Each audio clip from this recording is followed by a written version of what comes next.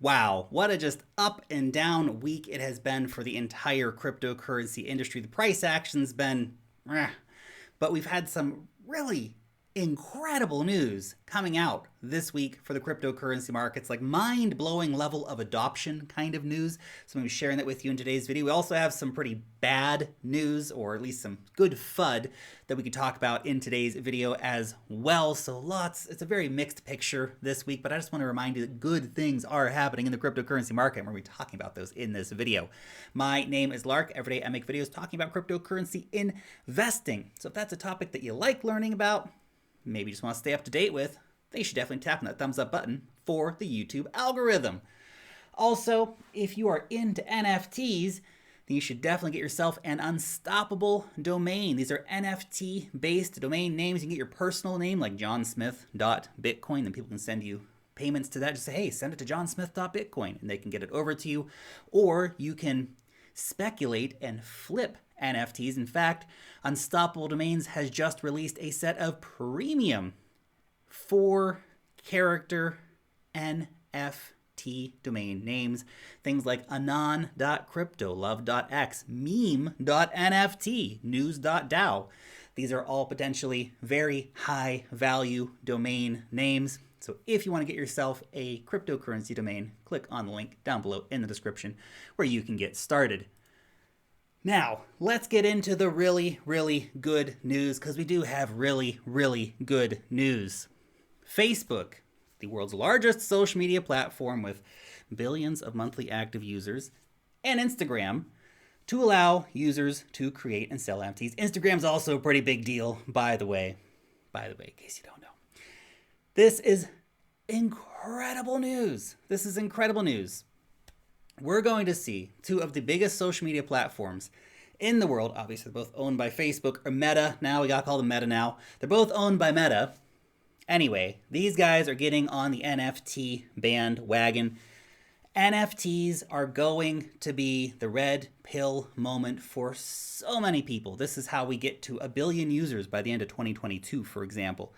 We will see people getting on Facebook. I got an NFT. What am I going to do with it? Okay, grandma, let me come and help you out. Get your NFT. You got to download a Polygon wallet or whatever it's going to be.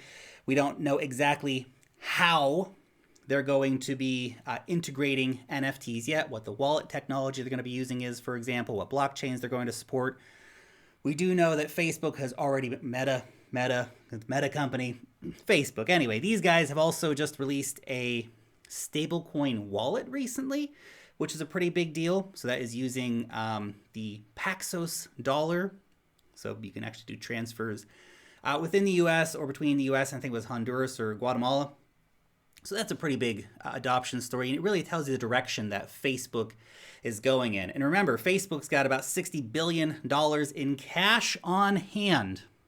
That's their corporate treasury reserves. Mark Zuckerberg's goat is named Bitcoin. Did you know that? It's only a matter of time. It's only a matter of time before Facebook buys Bitcoin. They're doing metaverse. They got a stablecoin wallet. They're doing NFTs. Just buy Bitcoin already, man. What are you waiting for? Facebook, man. Next major adoption story. That's all in 1 week. This stuff just blows my mind. It blows my mind. Google Cards to store Bitcoin and crypto. The company has reportedly formed partnerships with Coinbase and with BitPay to enable the new functionality. So Google's digital cards might soon enable users to hold Bitcoin and to spend fiat. That's massive.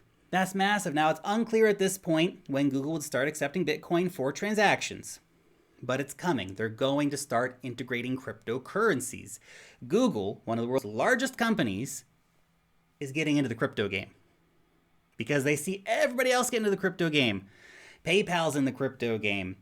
Facebook's in the crypto game. Everybody's getting in. TikTok's using NFTs. Everybody's getting some kind of crypto-related play. Anybody not doing it's going to be behind the times. Exactly why Google is coming up and playing around here and making their cryptocurrency play. Google also, just FYI, have around 150 billion something like that, dollars in cash sitting in their corporate treasury. That is cash that right now is losing if we talk about negative real rates, the real negative rates, right? Because interest rates are so low and the inflation's so high, that money is losing like 6.5% a year right now. Think about how much money that is. 150 billion. 6% of that every year. Whew, gone. Just gone. It's crazy. It is crazy. Inflation for a company like this sitting on that much cash is nuts. Buy Bitcoin, Google. What are you waiting for, man? Just do it. Just do it. We'd all appreciate that. It'd be great. Buy $1 billion worth. Post about it on Twitter. We'll all talk about it. It'll be fantastic. Your stock prices will go up. Also, this week we got news that Walmart is going to have a metaverse. What? This is going to be the classiest metaverse ever. I know it. I mean, of all the metaverses that you might want to hang out in, the Walmart metaverse, that's the one. That's the one. That's hilarious. Anyway, obviously Walmart, massive company, super big deal to see them doing NFTs and metaverse stuff. Absolutely crazy.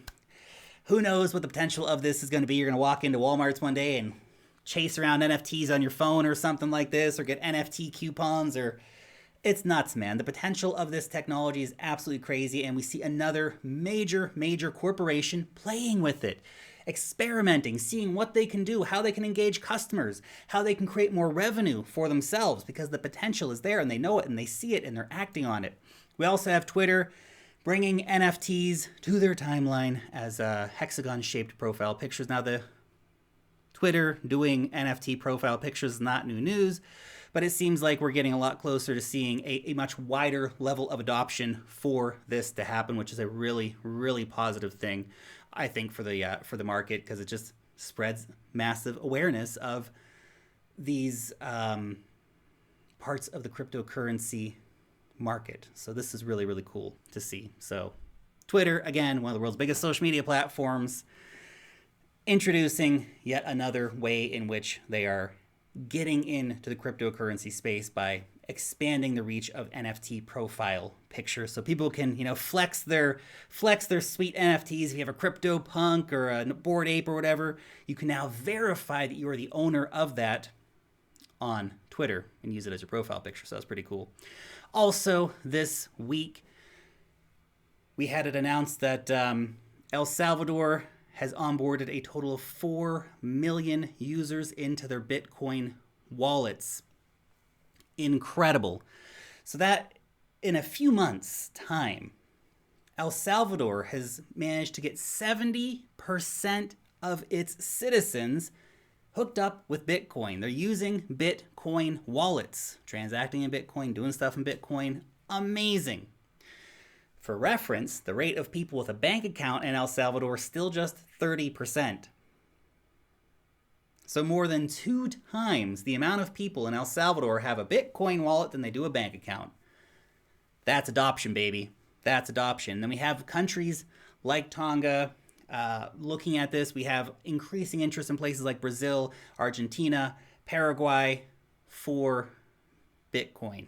We're going to see other countries adopt. Fidelity believes it. I believe it. A lot of the greatest minds in the crypto space, they see this happening. They see that we're going to have more country-level adoption coming for Bitcoin.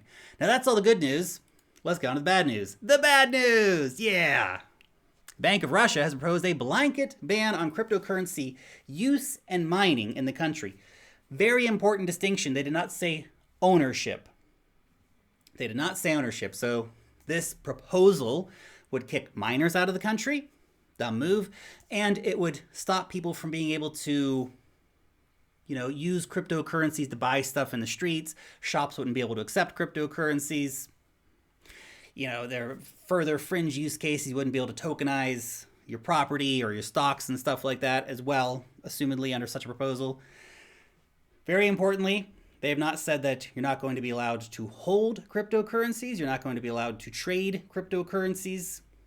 But this is a continuing story. I mean, I've covered almost this exact same story from Russia, I swear, at least a dozen times now over the last 4 or 5 years. Russia's central bank hates crypto. They've hated crypto for a very long time. And they keep basically doing this, saying, we're going to ban cryptocurrencies.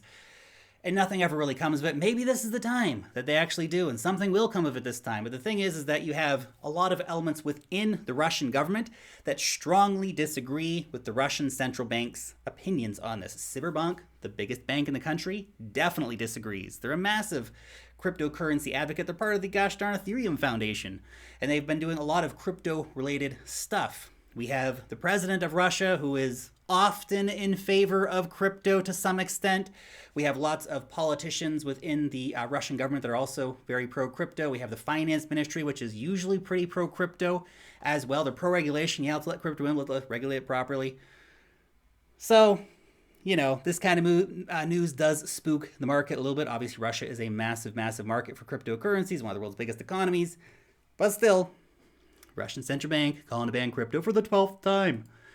We also see out of Indonesia, Indonesian Islamic organization issues new fatwa against cryptocurrency use, saying that cryptos are haram. Now, Indonesia, one of the world's most populous countries, also a Muslim majority country, so I'm sure a lot of devout people will be paying attention to these kind of edicts coming out from this organization. It's interesting because we see a real divergence in scholars and thought leaders within the Islamic space, some who say that crypto is totally cool, no problems with it. Others who are saying, no, there's problems with it, we can't do it.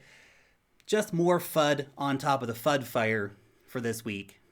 Because obviously we want to see Indonesians, everybody everywhere get access to cryptocurrencies, particularly people in Indonesia. Big country, they can definitely benefit from access to cryptocurrencies, from play-to-earn games, all this stuff. So we want to see them involved as well.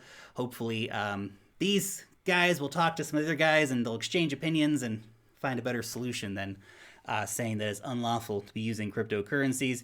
We also see an EU regulator saying that they want to ban proof of work. So that would be basically to say that you're not allowed to mine Bitcoin in the European Union. Pull a China, why don't you, EU? Come on, man, what are you doing? China's already banned it. Then what? Russia's going to do it next. Then the EU. I guess Texas will be the only place in the world you can mine Bitcoin at. It's crazy, man. It's a pretty silly move from the EU regulator for a variety of reasons. It's this kind of BS that they roll out to say, see, look, it's bad over there. Look at this bad Bitcoin doing bad things. It's just not the case. Yes, we do see a lot of Bitcoin mining happening in different places. In Europe, Iceland, Sweden, for example, they've been big Bitcoin miners, but banning it's a dumb move. Regulate it, maybe put in some kind of restrictions about, power usage and stuff like that. But for the majority of the Bitcoin mining happening in Europe, it's happening in places where that energy isn't getting a lot of use anyway. Old disused hydro plants and stuff like that, where they can get dirt cheap energy. Places that are far away from the big cities, for example. This is often where you see Bitcoin mining happening. Not always, obviously, but often. Now, what's interesting is they say, well, you got to do it for the environment and for sustainability and blah, blah, blah, blah, blah. What's the reality of Bitcoin mining? Well, as Michael Saylor points out here, the Bitcoin Mining Council shows that 58.5% of Bitcoin is mined using renewables. That means if Bitcoin were a country, it would be the 9th most sustainable renewable country in the world, well ahead of the majority of the European Union, the very people that are, of course, the regulators of which are now saying, let's ban mining. Ridiculous.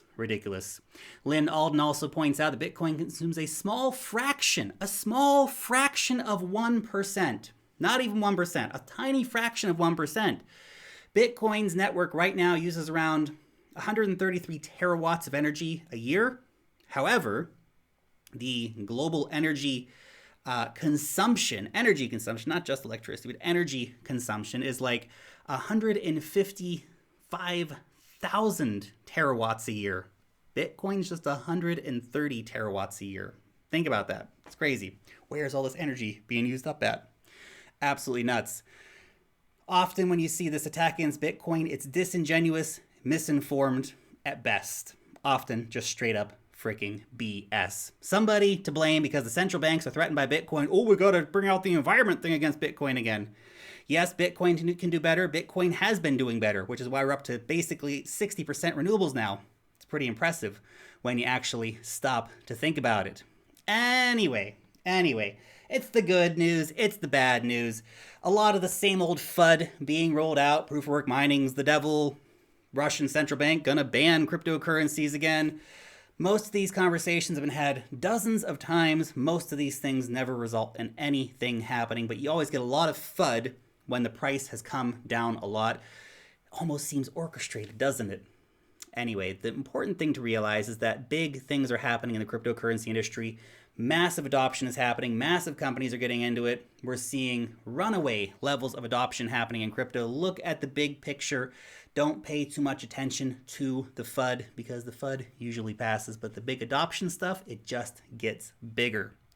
Thanks so much for watching today's video, and peace out till next time.